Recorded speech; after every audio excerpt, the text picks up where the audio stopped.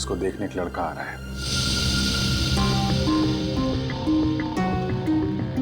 Sir coffee.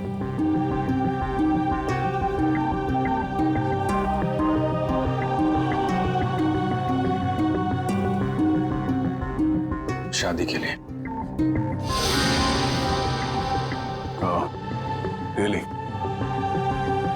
अच्छा है। अच्छा है? क्या अच्छा है? और कुछ नहीं कहना? मैं क्या कहूं? उसने तुमसे कुछ कहा? नहीं। क्या कहेगी वो?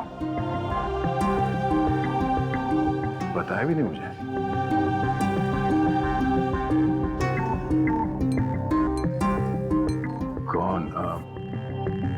कौन है वो?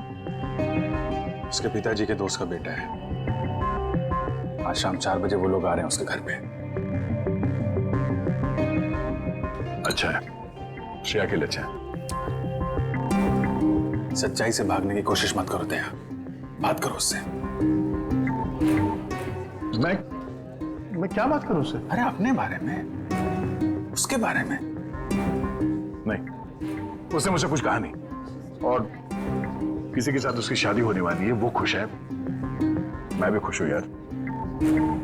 ऐसा मत कर मेरे भाई। कोई तुम्हारी तरफ हाथ बढ़ा रहा है, उसका हाथ थाम लो, इससे पहले कि देर हो जाए। अभिजीत, तुम जो कह रहे हो शायद मैं नहीं कर पाऊं यार। अरे लेकिन क्यों नहीं कह पाओगे? यार तुमने भी तो अभी तक डॉक्टर तारिका से कुछ नहीं कहा। जो काम तुम खुद नहीं कर सकते, प्लीज उस बात की नसीहत तुम दूसरों को मत दो।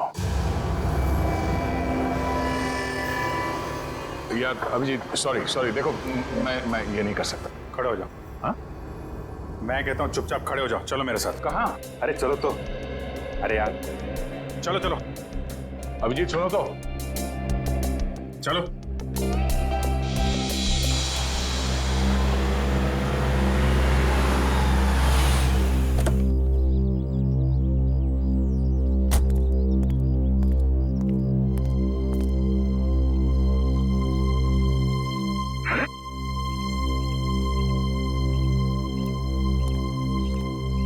ओ भाई साहब, कहाँ खो गए? यार मैं सोच रहा हूँ मैं यहाँ आया क्यों? यहाँ क्यों आए? भाई साहब, आप यहाँ श्रेया से बात करने आए। मैं श्रेया से क्या बात करूंगा? अच्छा अब ये भी मुझे बताना पड़ेगा कि क्या बात करनी है? चलो भाई। यार मेरी समझ में कुछ नहीं आ रहा। एक मिनट, यहाँ से गेट तक पहुंचोगे ना, सब समझ में आ जाएगा क्या बोलना है और क्या नहीं। चलो भैया। मेरी समझ में कुछ नहीं आ रहा अभिजीत, प्लीज। अरे चलो।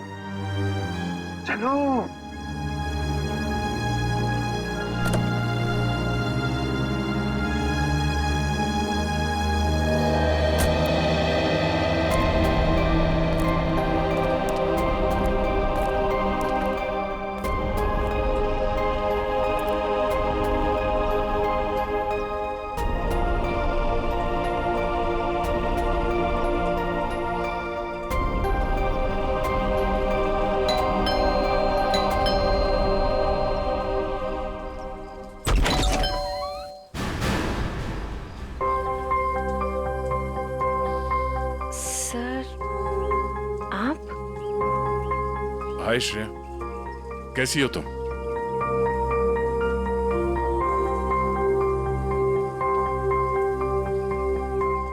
क्या बात है सर? वो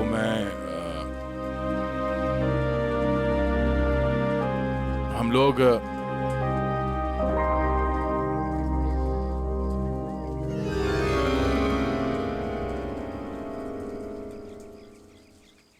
अभिजीत सर?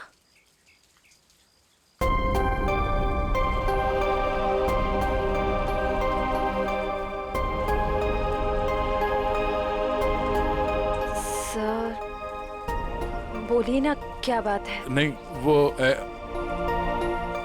वैसे मतलब क्या बोलना है आपको?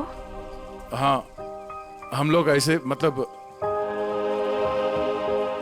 अरे बेटे कौन है?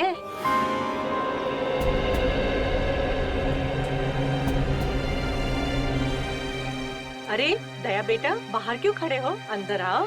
श्रेया, उन्हें अंदर बुलाओ। हाँ सर, आइए ना प्लीज।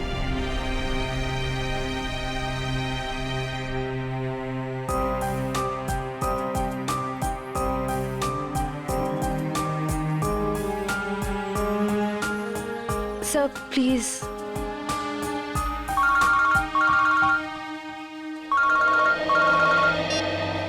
हेलो। हाँ, अच्छा ठीक है। सॉरी, मुझे जाना होगा, कुछ अर्जेंट काम है। मैं फिर कभी। हाँ हाँ, अब तो आना ही होगा। श्रेया की शादी में तो आओगे ना?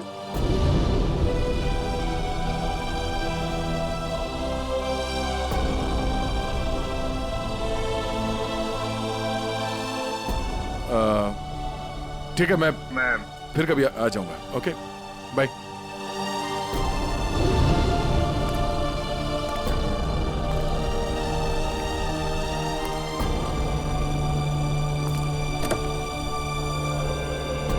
क्या हो, बात हो गई? नहीं, ये फोन आ गया, खून हुआ है, हमें जाना होगा। अरे एक मिनट, मैं जाता हूँ ना, तुम बात करो ना श्रेया से। नहीं, ये बाद में कर लेंगे, ये ज्यादा जरूरी है। अरे यार दया, इतना अच्छा मौका मिला, ये गलती मत करो दया। अरे सुनो, मैं जा रहा हूँ ना, मैं चलता हूँ।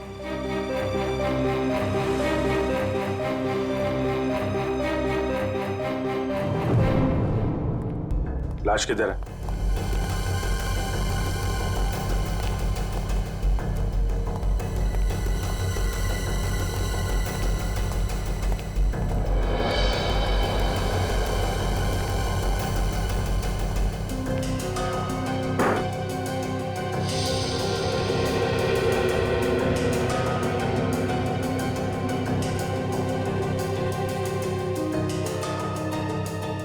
चाकू के घाव है,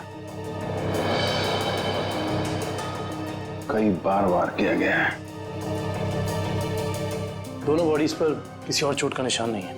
और सर, कोई हाथापाई के निशान भी नहीं है हाथों पर। लगता है दोनों सोए हुए थे जब इन पे हमला हुआ, उठने या भागने का मौका ही नहीं मिला। क्यों दया? हाँ, काफी तेजी से मारा है खूनी ने दोनों को अंधाधुंध, छटपटा कर दम तोड़ दिया होगा दोनों ने। सर, खूनी के एक्सेस ज्यादा भी हो सकते हैं। हो सकता है। कमरे की तलाशी लो, देखो हथियार कहाँ है। तुम में से किसी ने देखा खून होते हुए? नहीं साहब, हम दोनों जब अंदर आए।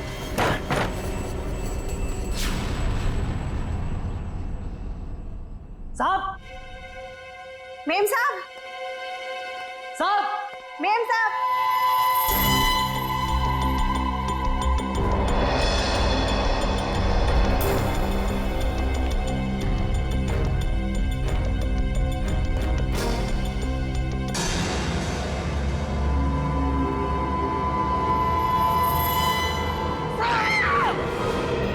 तुम बाहर रहते हो और घर के अंदर खून हो गया है?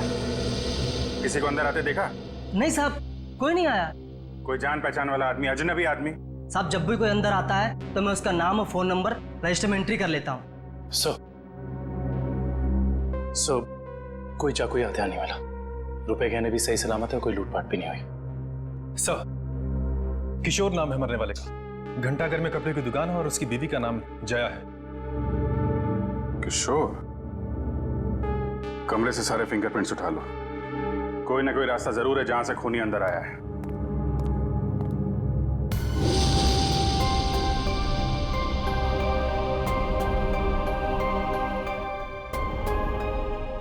एक श्रेया आपके लिए खास है और एक श्रेया दया सर के लिए खास है।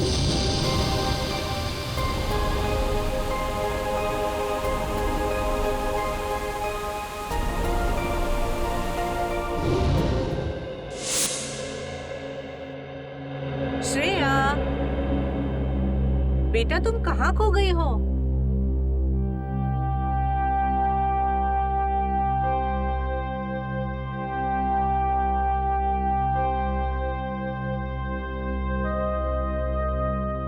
दरअसल आंटी, श्रेया अपने आने वाली जिंदगी के सपनों में खो गई है, इसलिए कुछ बोल नहीं रही।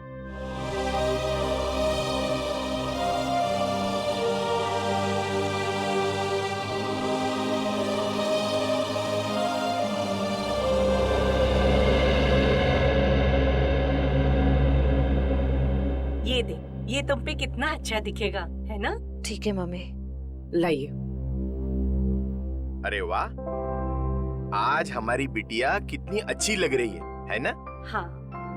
पापा, आप खुश तो है ना? हाँ बेटा, और तुम भी कितनी खुश लग रही हो।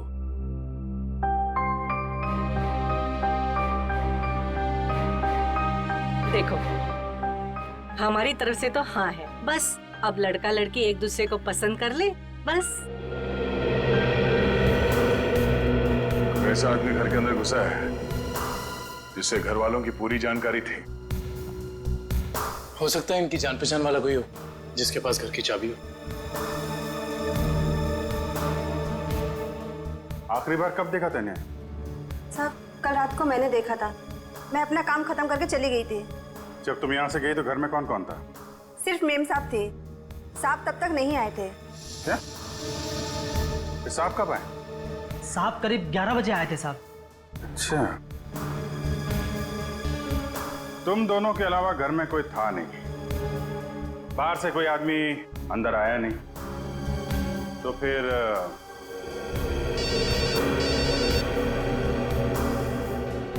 हेलो? हाँ,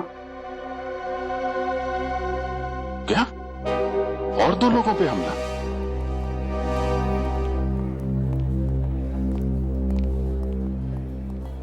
डॉक्टर साहब, मैं एसीपी प्रद्युमन, सीआईडी से। डॉक्टर साहब, आपके यहाँ प्रशांत और प्रेमा ये पति पत्नी को एडमिट किया है, उन्हें चाकू से मारा गया है, उनके बारे में पूछताछ करनी है। सर, वो दोनों हस्बैंड वाइफ की बच्चों की कोई उम्मीद नहीं थी, इसलिए मैंने किसी का इंतजार किए बगैर इलाज शुरू कर दिया है। हस्बैंड को हमने बचा लिया है, लेकिन वाइफ की तबीयत अभी भी नाजुक है। फिर उन दोनों को लाया किसने यहाँ पर? ये बंगले का वॉचमैन। अच्छा, सुनो दोस्त, क्या नाम है तुम्हारा? रमेश। क्या हुआ वहां पर, बताओ जरा। साहब, मैं बंगले के बाहर था, मैंने अचानक साहब के चीखने की आवाज सुनी, मैं भाग के अंदर गया और मैंने देखा कि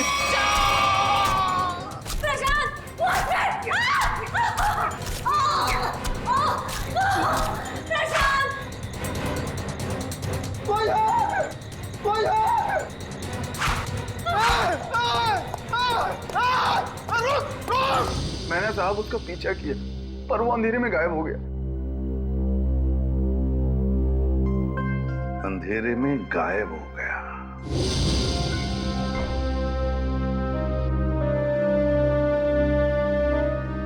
श्रेया, क्या सोच रही? अपनी किस्मत पे हंस रही थी। मतलब? मैं एक ऐसे इंसान का इंतजार कर रही थी जिसके बारे में मुझे ये भी नहीं पता कि वो मुझसे प्यार करते भी हैं या नहीं।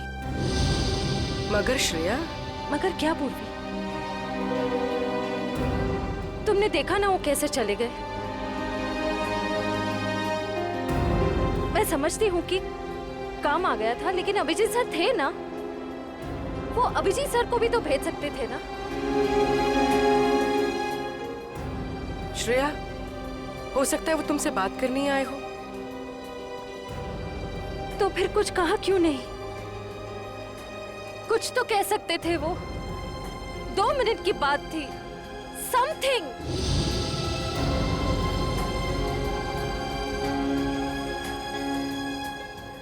वो मुझसे प्यार ही नहीं करते, उन्हें मेरी फीलिंग्स की कोई कदर ही नहीं है। मेरे मम्मी पापा ने मेरे लिए जो सोचा होगा, अच्छा ही सोचा होगा। मैं अब उन्हें और दुखी नहीं कर सकती पूर्वी। मतलब तुम सिद्धार्थ को हाँ बोल दोगी?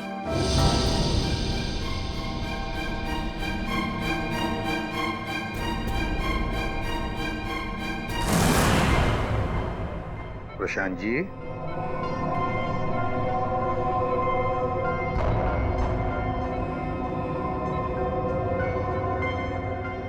मैं एसीपी प्रद्युमन सीआईडी से। अब ठीक है? अच्छा, क्या आप बता सकोगे कि ये सब कैसे हुआ, क्या हुआ? मैं और मेरी वाइफ सो रहे थे। मेरी वाइफ ने अचानक मुझे जगा दिया। प्रशांत, प्रशांत उठो। कोई है लग रहा है। लगता है कोई घर में घुसा है। देखो नीचे से आवाज आ रही है। एक मिनट।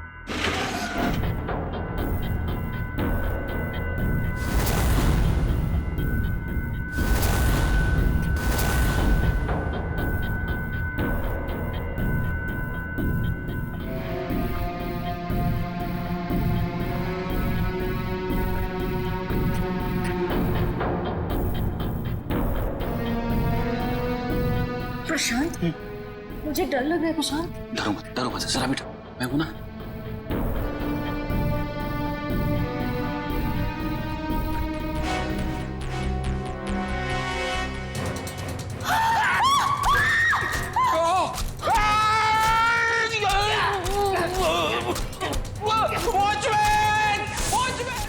वॉचमैन ने उसे देख लिया था, वो बहुत डर गया था, तो वो भागने लगा। और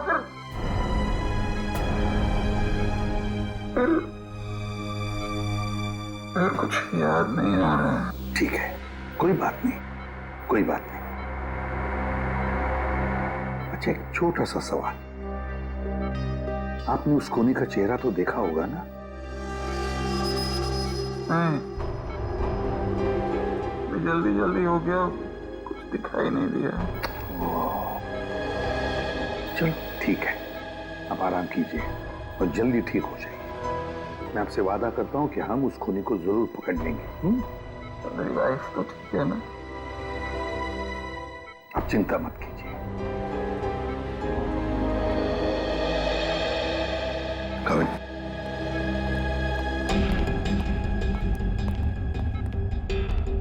पहले 2 लोगों का खून और अब फिर इन दोनों पर हमला। एकदम बेरहमी से चाकू की वार की है।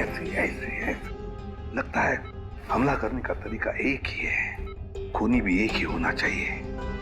सर, ये जो भी हमलावर है ये सीरियल किलर भी हो सकता है।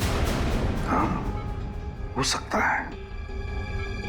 काम करो काबिल, प्रशांत के घर का बाहर का जो एरिया है ना, अच्छी तरह से छान मारो। देखो, खूनी ने भागते वक्त कोई ना कोई सबूत तो छोड़ा ही होगा, कुछ ना कुछ तो जरूर मिलेगा। देखो अच्छी तरह से। फ्रेडी, मुझे अच्छी तरह से याद है, 10-15 साल पहले एक आदमी इसी तरह से खून करता था, इसी तरह से बेरहमी से चाकू के वार किए उसने लोगों पर, और फिर उसे उम्र कैद की सजा भी हो गई। जरा देखो, पता लगा है कहां पर वो इस वक्त और उसका नाम क्या है? Yes sir. सर, हाँ सर, किशोर जी के घर पे काम करने वाली औरत ने जो कुछ भी कहा था बिल्कुल ठीक कहा था सर। वो 9:30 बजे अपने घर पहुंच गई थी और सुबह 8:30 बजे घर से निकली। और किशोर के घर कब पहुंची? आधे घंटे के बाद, तकरीबन 9 बजे सर। और एक बात और, जब इस औरत का मोबाइल हमने ट्रैक किया तो पता चला कि इसका मोबाइल इसके घर पे ही था, रात से लेकर सुबह तक। अच्छा, और वॉचमैन? सर, वॉचमैन का तो कोई भी क्रिमिनल रिकॉर्ड नहीं है। आसपास वालों का कहना है कि बहुत ही शरीफ आदमी है वो सर। सर, हाँ, ये देखिए सर, 15 साल पहले जिनके खून हुए थे वो इस आदमी ने किए थे। नाम है पुनीत, उम्र 30 साल, सेंट्रल जेल में है। और सर, ये उनके फोटो है जिनके खून हुए हैं। इनके शरीर पर भी ठीक वैसे ही चाकू के निशान है जैसे अभी मिली लाशों पे है। इस चाकू से वार किए थे उसने। बॉस पता लग गया। पहले जोड़े की मौत हुई है रात को 12 बजे और दूसरे कपल की मौत हुई है सवेरे 4 बजे। और ये देखिए, कुछ इस तरीके का है ये हथियार जिससे हमला हुआ है। ये तो बिल्कुल वैसा ही चाकू है जैसा पुनीत के रिकॉर्ड्स में है। अरे चाकू भी वैसा, खून करने का तरीका भी वैसा। तो क्या खून पुनीत ने किए है? कहां तक गए थे आप? वहां तक सर, एकदम आखिरी तक। इशिता, देखो कुछ मिलता है क्या? Yes sir. आप यहाँ से आगे क्यों नहीं गए? साहब इसके आगे बहुत अंधेरा था, वो अंधेरे में गायब हो गया। आप वॉचमैन हैं, टॉर्च, लाठी कुछ नहीं है आपके पास? थी साहब, पर अचानक साहब की चीख सुनी तो मैं घबरा गया। एक खूनी घर के अंदर घुसता है, खून करके चला जाता है और आपको कुछ पता नहीं चलता। सो रहे थे आप? नहीं साहब, कसम से।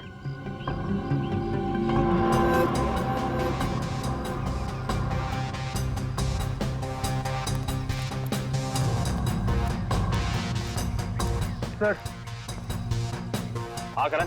सर कमरे और खिड़कियों पर से सारे फिंगरप्रिंट ले लिए सर। गुड।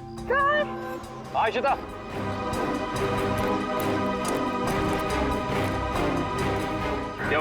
ये देखिए।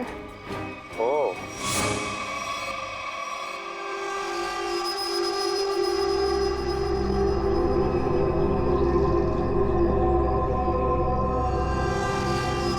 चाकू।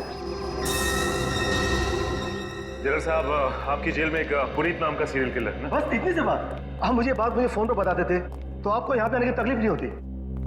जनरल साहब, हम खुद मिलना चाहते हैं उससे। लेकिन पिछले हफ्ते ही उसे जेल से रिहा कर दिया गया है। जानते हुए भी कि वो एक सीरियल किलर है, आप लोगों ने कैसे छोड़ दिया उसे? यहाँ से बाहर निकलते फिर से लोगों को मारना शुरू कर दिया उसने। उसका बर्ताव अच्छा था, इसलिए उसे छोड़ दिया। जेल में आने के बाद वो पूरा बदल गया था, सबसे मिलजुल कर रहता था, यहाँ तक कि किसी लड़ाई झगड़ा भी नहीं करता था वो। एक बार जेल में आग लग गई, अपनी जान की परवाह ना करते हुए उसने 6 किए थे, उस आग से बचाया, इसलिए जेल प्रशासन ने उसे छोड़ दिया। ठीक है जनरल साहब, पुनीत के रिकॉर्ड की एक कॉपी चाहिए हमें। यार चलना फारूक, जल्दी देना यार रिपोर्ट। यार रिपोर्ट तैयार तो होने दो, देख रहे हो काम कर रहा हूँ, खड़ा तो नहीं हूं यार। तुम घोड़े पे सवार होते हो यार हमेशा। मैं क्या करूं फिर? 1 मिनट जरा तसल्ली रखो, देता हूँ। 1 मिनट रुको यार।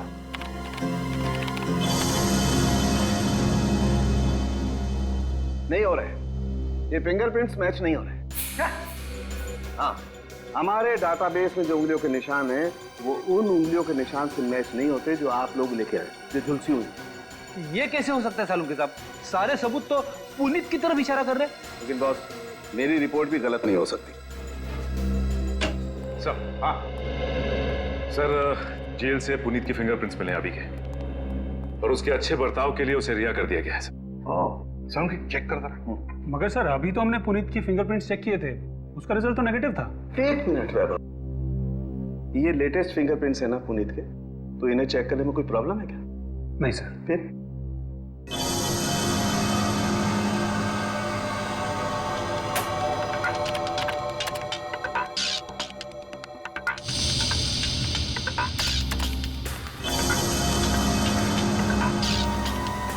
हाँ बॉस, ये फिंगरप्रिंट्स मैच हो गए। ग्रेट। ये उंगलियों के निशान भी थोड़े से जले हुए हैं, झुलसे हुए हैं। सर इस जेलर ने बताया था कुछ दिन पहले जेल में आग लग गई थी और इस पुनीत ने उस आग में से कुछ लोगों की जिंदगियां बचाई थी। Puneet, serial killer Puneet, jail में आग लगती है तो बाकी कैदियों की जान बचाता है, अच्छे बर्ताव के लिए रिहा भी होता है। कहीं ऐसा तो नहीं कि ये पुनीत फिर से अपनी पुरानी आदतों पर उतर आया? तुम पुनीत की बेटी हो? जी सर। क्या नाम है तुम्हारा बेटा? संध्या। संध्या। अच्छा संध्या है? क्या ये तुम्हारी माँ है? जी सर।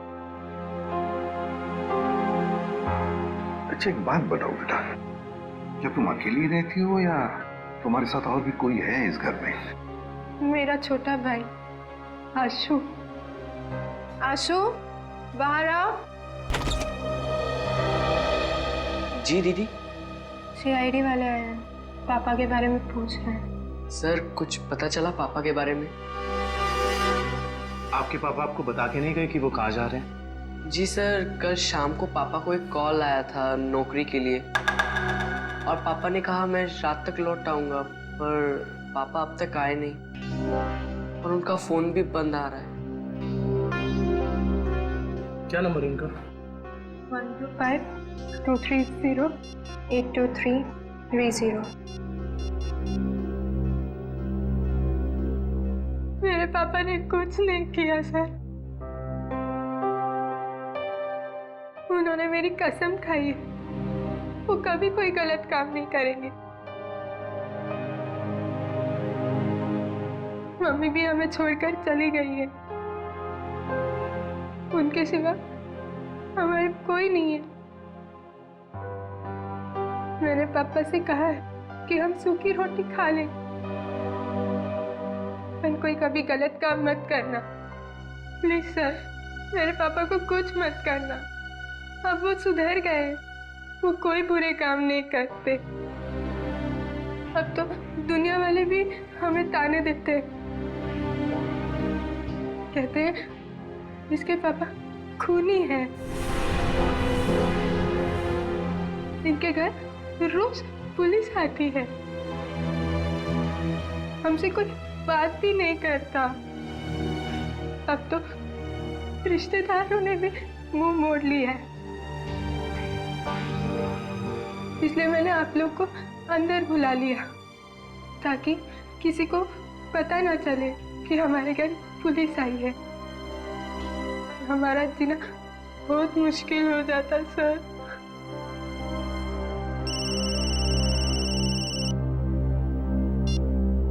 हेलो, क्या? ओके। क्या हुआ? सर, प्रशांत जी की वाइफ प्रेमा जी की हॉस्पिटल में मौत हो गई है।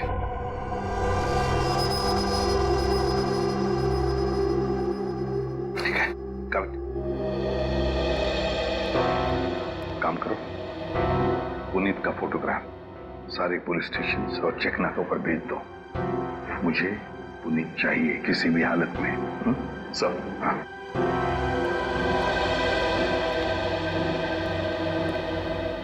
देखो बेटा, मैं तुम दोनों से वादा करता हूं, अगर तुम्हारे पापा सुधर गए हैं और उन्होंने कोई गलत काम नहीं किया है तो मैं उन्हें नौकरी दिलवाऊंगा, शहर से दूर। ठीक है? और एक बात, अगर तुम्हें किसी भी चीज की जरूरत पड़े तो मुझे फोन करना, ठीक है? चलो, अपना ख्याल रखना। ओके? सर, पुनीत शांतिनगर इलाके में है। एक लोकल कॉप रतन उसका पीछा कर रहा है। रतन से कहो उसे अपनी आंखों से ओझल ना होने दे, हमारे ऑफिसर्स आते ही होंगे अभी।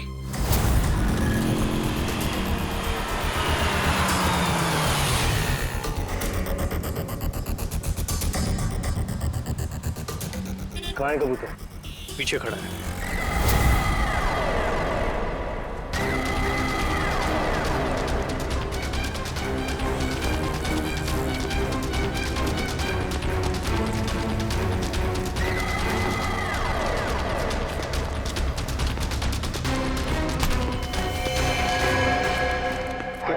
क्यों पकड़ रहे मुझे? मैंने कुछ नहीं किया। नाम पुनीत और काम।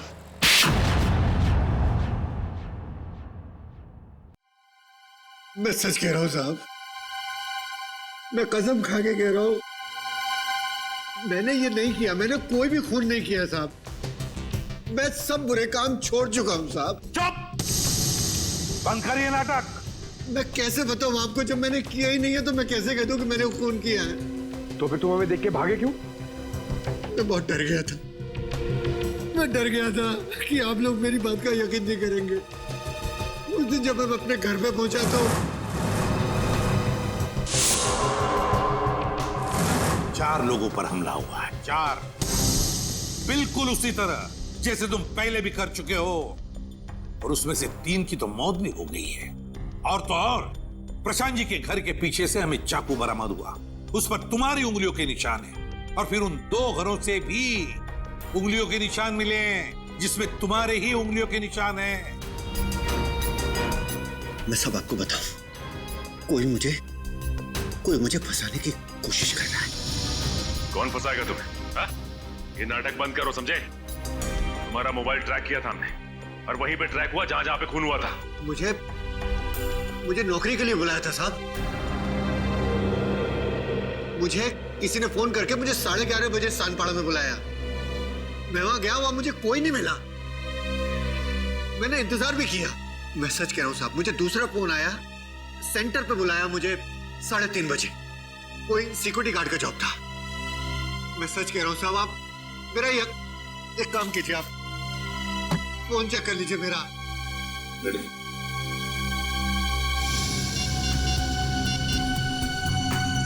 सर, पहला कॉल कल रात को आया था 10:30 बजे और दूसरा आया था 1:45 बजे।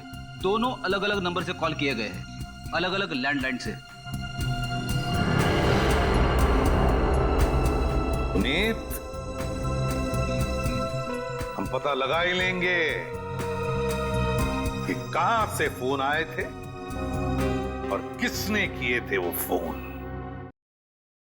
आकाश जी, मुझे एक बात का बड़ा ताज्जुब हो रहा है। सिद्धार्थ अपना खुद का बिजनेस क्यों करना चाहता है? वो आपका बिजनेस भी तो संभाल सकता है। इतना बड़ा कारोबार जो है आपका। आपकी बात बिल्कुल सही है भाई साहब, लेकिन सिद्धार्थ ये साबित करना चाहता है कि मेरे सपोर्ट के बगैर वो बिजनेस में टिक सकता है कि नहीं। वैसे भी सारा कारोबार उसी का तो है, कभी भी ज्वाइन कर सकता है। Well Siddharth, I am impressed.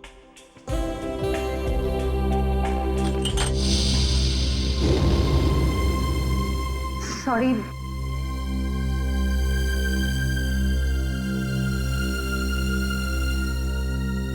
चाय कहीं हाथ पे तो नहीं गिरी आपके?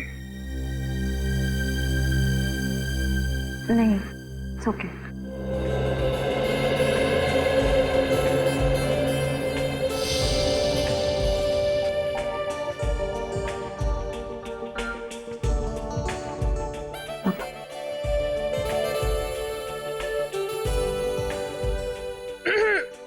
भैया, पापा अपनी चाय की वेट कर रहे हैं।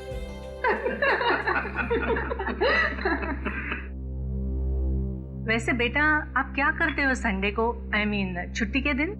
कुछ नहीं आंटी, थोड़ा दोस्तों के साथ घूमने चले जाता हूँ, फिरने चले जाता हूँ, कभी कभार क्रिकेट खेल लेता हूँ, एडवेंचर कर लेता हूँ थोड़ा बहुत बस।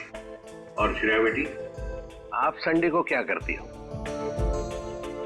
दरअसल हमारी सीआईडी की ड्यूटी में संडे वनडे तो होता नहीं है, तो। पर श्रेया बेटा, शादी के बाद तो सीआईडी छोड़ दोगी ना? अपनी सास का हाथ बटाओगी ना घर में?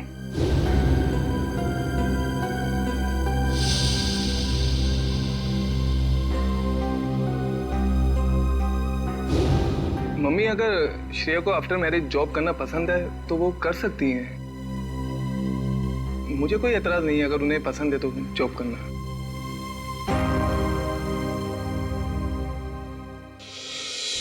हमारे देश का कानून कहता है कि भले 10 अपराधी सजा से बच जाए, मगर एक निर्दोष को कभी सजा नहीं होनी चाहिए।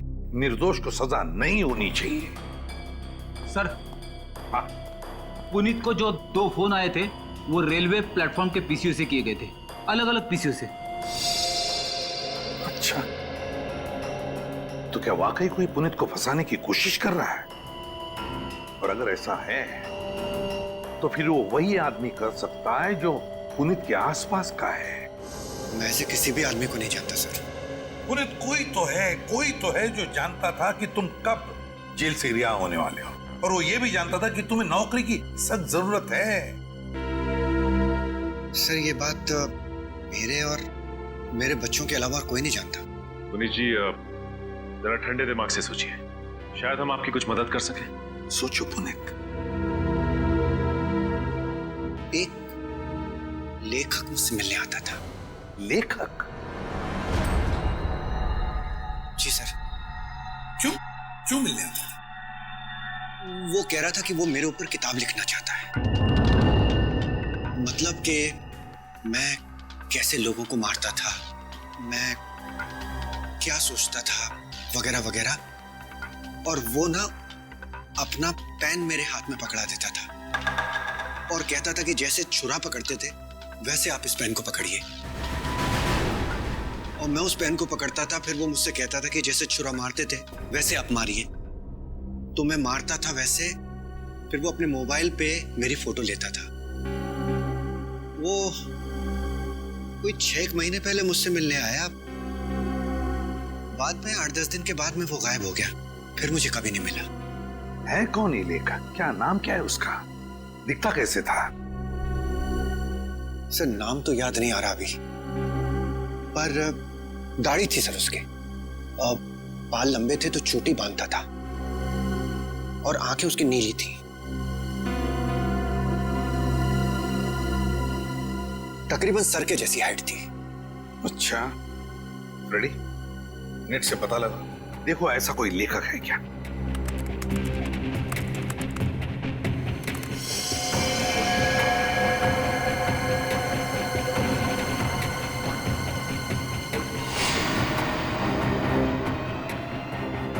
सर, ऐसा तो कोई लेखक है नहीं। ऐसा कोई लेखक है ही नहीं। ऐसा तो कोई लेखक है नहीं। सर, ये भी तो हो सकता है कि ये कोई लेखक ना हो, बल्कि कोई ऐसा बहरूपिया हो जो पुनीत के बारे में सारी जानकारी लेने के लिए आया हो। सचिन, ये बहरूपिया ही है, लेखक नहीं, बहरूपिया ही है। इसी ने पुनीत को 2 बार फोन करके बुला लिया था, सिक्योरिटी गार्ड की नौकरी के लिए और कॉल सेंटर पर। भले इसने लैंडलाइन से फोन किया हो, मगर उसके पास सेल फोन तो होगा ही ना, जरूर होगा सेल फोन। काम करो, उस वक्त इन दोनों जगहों पर पता लगाओ कौन कौन से सेल फोन नंबर्स नेटवर्क में थे।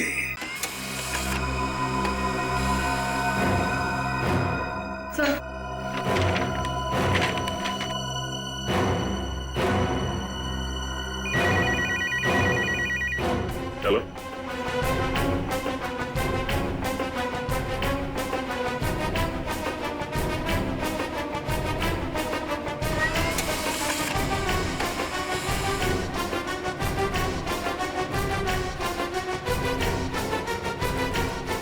माय गॉड,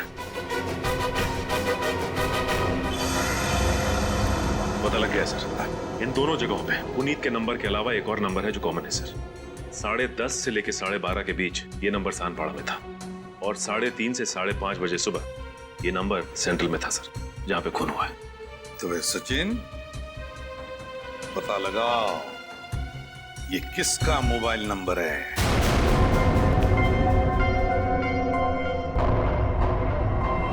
मिस्टर प्रशांत किस रूम में मिलेंगे? 1 minute. Deluxe room number 4।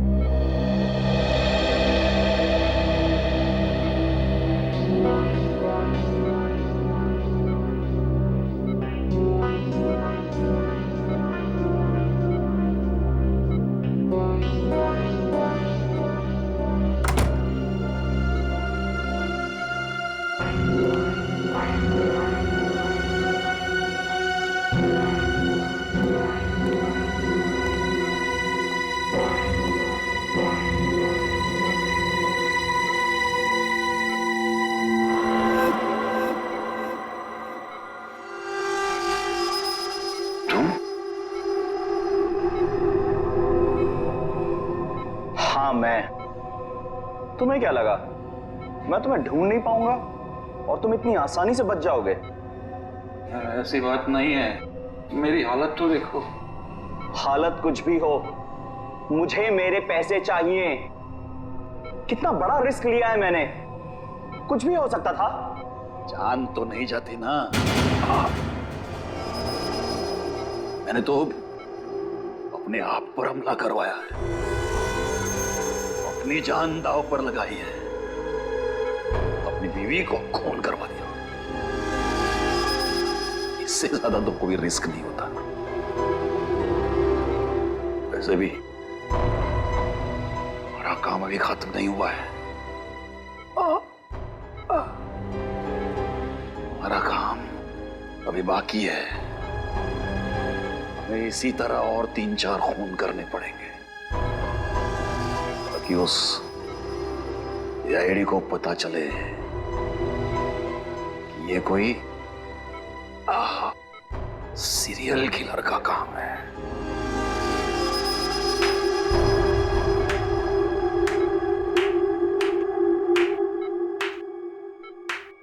Prashant ji, बहुत खेल खेल लिया, अब हमारी बात। अब हम खेल खेलेंगे तुम्हारे साथ। इसका मतलब है आप लोगों ने हमारी सारी बातें सुनी? हाँ, हमने सब सुन लिया और यही सुनने के लिए हमने खेल भी रचाया था तुम्हें फंसाने का, और फंस गए तुम। इसे जानते हो ना, तुम्हारा आदमी। लेकिन अब ये तुम्हारा आदमी नहीं, हमारा आदमी, हमारा आदमी। सरकारी गवाह है ये, समझे? सरकारी गवाह।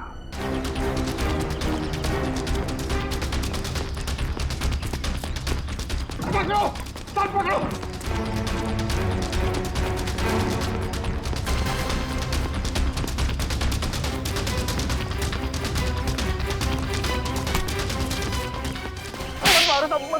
मैंने कुछ नहीं किया। कुछ नहीं किया? कुछ नहीं किया मैंने। कुछ नहीं किया तो फिर हमें देखकर भागा क्यों? साहब मैं तो छोटी मोटी चोरी करता हूँ। आप लोगों को देख के डर लगा तो भाग निकला। चोर की दाढ़ी में तिनका। कल रात शांति पारा और सेंट्रल एरिया में 4 लोगों की जान गई। मैंने किसी की जान नहीं ली। किसी की जान नहीं ली? नहीं, किसी की नहीं ली। ठीक है, लेकिन तुम भी इसकी जान मत लेना। बस 4 गोलियां दाएं पैर में और 4 गोलियां बाएं पैर में ठोक दो, ताकि जिंदगी में भागने लायक ना रहे। नहीं।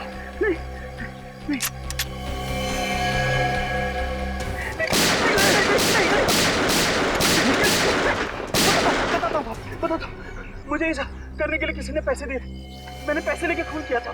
और उसके बाद तुमने पुनीत को नौकरी देने के बहाने फोन करके बुलाया उस इलाके में, है ना? जी साहब। किसने दिए थे पैसे? प्रशांत जी। क्या?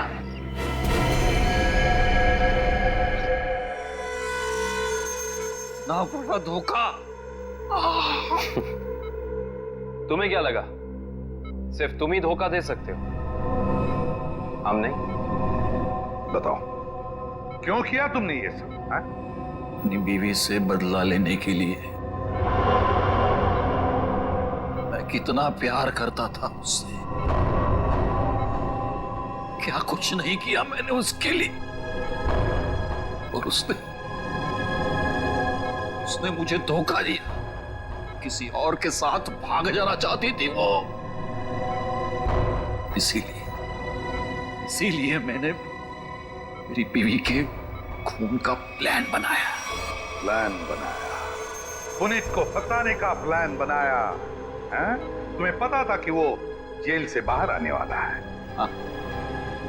हाँ, मैंने पुनीत को भी अपने प्लान में फंसाया।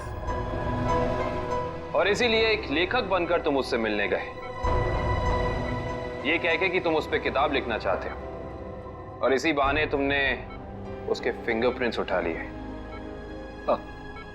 अपने बीवी से छुटकारा ही चाहते थे तो उसे तलाक दे देते। उसे जान से मारने की क्या जरूरत थी? और तो और, तुमने 2 मासूम लोगों की जानें भी ली। सिर्फ इतना ही नहीं, उन्हें एक मुजरिम जो अपने आप को सुधारना चाहता था, उसे भी अपने घिनौने प्लान में बलि चढ़ाने का सोच लिया। तुम जैसों को तो कड़ी से कड़ी सजा मिलनी चाहिए, फांसी होनी चाहिए, फांसी। लो भाई, आ गई तुम्हारी मंजिल। अब क्या हुआ? यार, इस बार तुम मुझे खींच के लाए हो ना। चलो बात कर लेते हैं। अरे यार, वो मैं सिर्फ ये जानने आया था कि श्रेया ने उस लड़के को वहां बुलाया या नहीं। नहीं, कब भी पता नहीं चलेगा जब गाड़ी से नहीं उतरोगे तो। चलो भाई। यार अभिजीत, तुम जाके देखो यार। क्या मतलब? मैं? हाँ। मैं क्यों करूं यार? तुम्हारा काम है, तुम जाओ करो यार। तुम मेरे लिए इतना नहीं कर सकते? अच्छा ठीक है, लेकिन ये उधार रहा है। हाँ बिल्कुल, तारिका से मैं बात करूंगा तुम्हारे लिए। नहीं प्लीज, आप दूर ही रहिए, मैं अपना संभाल लूंगा यार। नहीं तुम इधर ही रहो, मैं आता हूँ पता करके।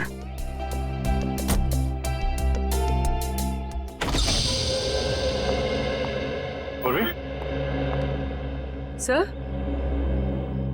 सर आप यहाँ पर?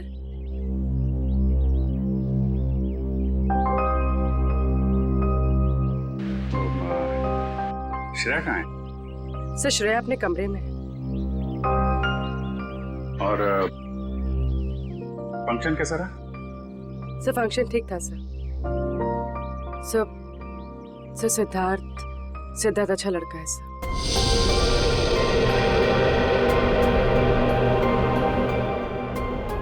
श्रेया ने क्या क्या क्या बोला उसको? सर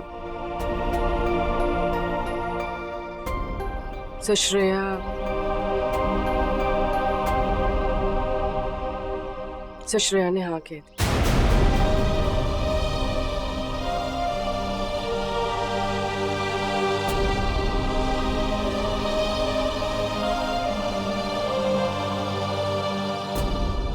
अच्छा,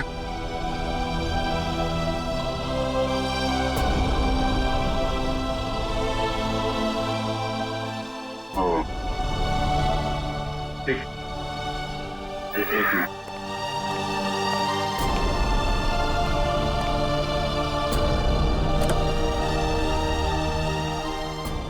क्या वो? हाँ वो क्या? नहीं वो हाँ बोल दिया श्रेया ने।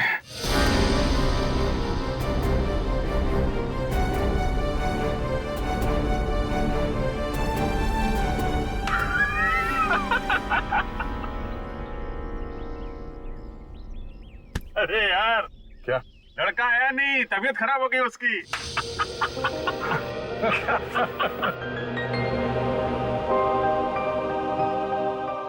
अभिजीत, तुम सही कह रहे थे। श्रेया को अपने दिल की बात बता देता हूं मैं कि मेरे दिल में क्या है।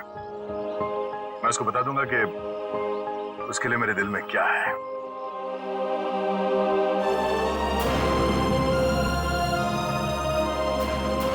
क्या बीतेगी दया पे जब उसे पता चलेगा कि श्रेया ने शादी के लिए उस लड़की को हाँ कर दी है।